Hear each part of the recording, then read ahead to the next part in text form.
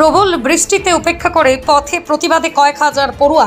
দিকে দিকে প্রতিবাদ বিক্ষোভ অব্যাহত। দাবি একটাই, দোষীদের শাস্তি চাই, সঙ্গে নারীদের নিরাপত্তাও। বৃষ্টিতে ভিজে পথে প্রতিবাদে ফের স্কুলের পড়ুয়ারা। আরজিকর কাণ্ডের প্রতিবাদে কয়েক কিলোমিটার রাস্তা বৃষ্টিতে ভিজে বনগাঁর মনীষ অঙ্গনে মিছিল করে এসে জমায়েত হয় কয়েক হাজার ছাত্রছাত্রী। বনগাঁ ঘাটবাউর রামচন্দ্রপুর স্কুল থেকেই প্রায় 5 কিলোমিটার পায়ে হেঁটে পঞ্চম থেকে দ্বাদশ শ্রেণীর পড়ুয়ারা প্রতিবাদ জানায়।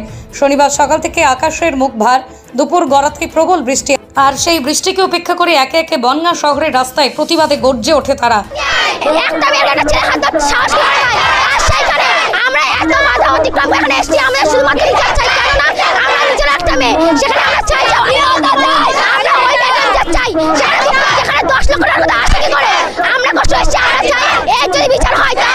ভবিষ্যতে কোনো ছেলে মেয়ের কাজ করে আগে 100 বার ভেবে বলবে বিচার চাই।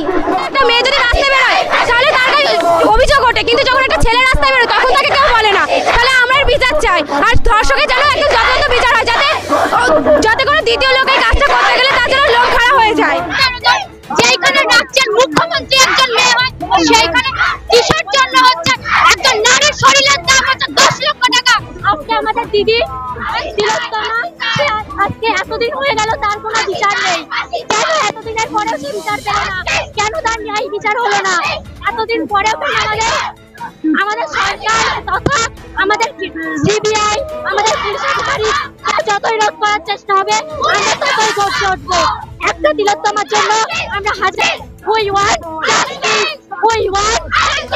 পাশাপাশি এদিন দুপুরে পায়ে হেঁটে বনগাঁ ঠাকুর হরিদাস রাখাল দাস স্কুলের প্রাক্তন ও বর্তমান পড়ুয়ারা পোস্টার ব্যানার নিয়ে বনগাঁ ত্রিকোণ পার্ক হয়ে বাটামোড় এলাকা ঘুরে ফের তারা ফিরে যায়। এদিন পড়ুয়াদের মিছিলকে কেন্দ্র করে প্রশাসনিক তৎপরতাও ছিল চোখে পড়ার মতো। কিভাবে আরজিকরে একটা নির্মম ঘটনা ঘটে গেছে, তার সেই অন্যায়ের বিরুদ্ধেই আমাদের এই প্রতিবাদ মিছিল বারংবার আমরা বের করছি। আমরা একটাই দাবি, আমাদের সকলে সোচ্চার হয়েছি তার বিরুদ্ধে, যেন এর সুবিচার হয়। আর এই সুবিচার যেন বিলম্বিত না হয়, এই সুবিচারটা যেন অতি শীঘ্রই করা হয়। আর যতদিন আমরা সঠিক বিচার না পাবো, সুবিচার না পাবো, আমরা এভাবেই পথে নামবো সুবিচারের দায়িত্বে। একটাই স্বর আমাদের, we want justice, we want justice, I want justice, you want justice, we want justice. নাহলে এই এলাকার সমস্ত লোক রাস্তায় এসে এই বিচার চাইবে যে আমাদের দিদি যেন বিচার চায়, আমাদের দিদি যেন বিচার হয়, আমাদের দিদি তিলোত্তমার যেন সুবিচার পায়। এই আন্দোলন নিয়েই আমরা আজকে সবাই এই বৃষ্টির মধ্যে ভিজে চলে এসেছি এখানে। এখনো আমরা আন্দোলন বন্ধ করবো না, আমরা যতক্ষণ পারবো এইভাবেই চলবো।